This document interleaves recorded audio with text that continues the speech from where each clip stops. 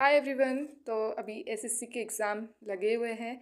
अभी स्टेनोग्राफर का एग्ज़ाम आने वाला है, उसके बाद भी और भी एग्ज़ाम लगे हुए हैं। तो एग्ज़ाम की तैयारी तो आप सभी की अच्छी ही चल रही होगी, मुझे पूरी उम्मीद है, और मेरी भी बहुत अच्छी चल रही है। तो मैं उन सभी को बताना चाहूँगी, अभी एग्ज़ाम आने वाला है, तो एग्ज़ाम आता है उसके साथ सेंटर भी आता है, और उसके अलावा हमें हमारे अंदर बहुत सारे क्वेश्चंस होते हैं कि एग्ज़ाम सेंटर पे क्या क्या लेके जाना है, क्या पहन के जाना है। ये भी होता है कि क्या पहन के जाना है।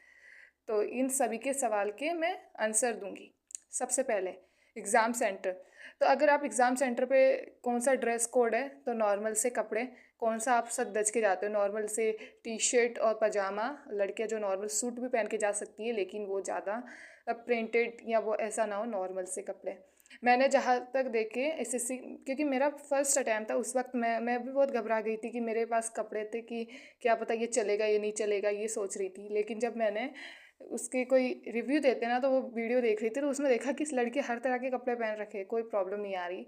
तो मतलब अंदर से थोड़ा सा हुआ कि सही है, कोई से भी अपन ड्रेस पहन सकते हैं जो कंफर्टेबल हो एग्ज़ाम की तरह। ओके। और जूते या जुराब होते हैं तो नहीं पहनते, मतलब जूते पहन के जाए ना जाए वो आपकी इच्छा है, लेकिन चेक होता है वहाँ पर ओके जूते। लेकिन हाँ, एक और, अगर आप, सबसे अच्छा होता है परीक्षा देने जाते तो चप्पल पहन के एक कंफर्टेबल चीज़ पहन के जाए, वो सबसे अच्छा होता है। और दूसरी बात होती है कि लेके क्या क्या लेके जाना है, लेके क्या जाना है। तो मैं इंपॉर्टेंट चीज़ बता देती हूँ। सबसे पहला आधार कार्ड। आधार कार्ड नहीं हो तो कुछ भी ऐसा, आधार कार्ड होना चाहिए पक्का आधार कार्ड, क्योंकि वो आधार कार्ड को ही चेक करते हैं।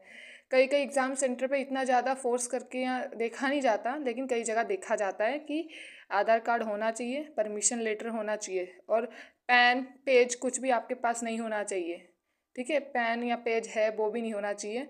और जुराब सॉक्स हैं, तो सॉक्स मैंने, आई थिंक मैंने सॉक्स देखे एक लड़की के पैरों में जो जूते पहन रखी थी और जुराब पहन रखी थी, और उससे किसी ने कुछ नहीं बोला। उसके बाद मुझे पता चला कि अपन जुराब भी पहन सकते हैं, लेकिन वो वहाँ जाके खुलवाते हैं थोड़ा सा, उसके बाद वापस पहन लेने देते हैं ओके। और और ये फ़ोटो वोटोज़ नहीं लेके जानी, अपनी फ़ोटोज़ लेने की कोई ज़रूरत नहीं होती। वहाँ पे फ़ोटो है, ये चीज़ें, या फ़ोटो कॉपी जैसे कि आप बोलते हो ना, वो क्या बोलते हैं उसे, परमिशन लेटर की फ़ोटो कॉपी, वो ले जाने की बिल्कुल नीड नहीं होती है। सीधा परमिशन लेटर लेके जाना है और आधार कार्ड लेके जाना है। और पेज और पेन की कोई बहुत ज़रूरत नहीं होती। वहाँ अंदर जाते आपको जब बायोमेट्रिक करते हैं उसके बाद साइन करवाते ना, उसके साथ ही आपको दे देते हैं पेज और पेन, तो उसका कोई प्रॉब्लम नहीं आता है। तीसरी बात, लड़कियों के लिए या लड़कों के लिए, अगर तुम्हारे कान में बाली है या नाक में वो होता है, बाली होती है नाक में भी, तो उन्हें क्या करते हैं, उन्हें निकालना होता है। सभी एग्ज़ाम में, कॉमन एग्ज़ाम, सारे एग्ज़ामों में निकलवाना होता है। अगर आपने कई हाथों पे दागे कुछ भी बांध रखे, उन सबको खोलना होता है, सिंपल। और अगर तुम्हारे नाक में बाली है, तो मैंने एग्ज़ाम सेंटर पर गई थी, तो एक लड़की के नाक में बाली थी जो खुल नहीं रही थी, तो उसके उसने ब्लैक टेप होता है ना, वो लगा दिया था नाक के ऊपर। तो इससे बढ़िया है कि आप बाली पहन के ही ना जाओ। ओके, यही होता है, सिंपल सा प्रोसेस होता है। लेकिन कई एग्ज़ाम सेंटर पे बहुत ही ज़्यादा चेक किया जाता है, लेकिन बेसिक, जैसे कि क्या पहन के जाना है, कंफर्टेबल, कोई भी अपनी कंफर्टेबल ड्रेस पहन के जानी है, पजामा टी शर्ट कुछ भी, और साथ में चप्पल पहनना तो वो है, और साथ में आधार कार्ड और परमिशन लेटर लेके जाना है। और बस थोड़ा सा चेकिंग प्रोसेस होगा एग्ज़ाम सेंटर के अंदर जाती। और हाँ सुनो, जब भी एग्ज़ाम सेंटर पे जाओ तो वहाँ पर लैब नंबर लिखे होते हैं, मतलब चिपका होता है कागज़, उसमें से देख लिया करो, क्योंकि अंदर जाते थोड़ा सा वो हो जाती है कि अंदर जाते कोई नहीं बताएगा आपको।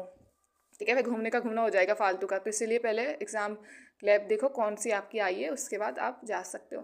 फिर अंदर जाने के बाद एक और प्रोसेस होता है, उसे बायोमेट्रिक कहते हैं, जिसमें थम इम्प्रेशन या आपकी फ़ोटोज़ ही ली जाती है, नॉर्मल सा होता है।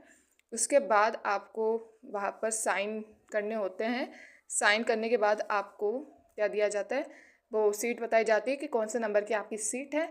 फिर आपको वहाँ पर बैठ के एग्ज़ाम देना होता है, सिंपल सा। आपको आधे या 1 घंटे पहले ही पहुँचना होता है, उसके बाद वो एग्ज़ाम सेंटर बंद कर दिया जाता है।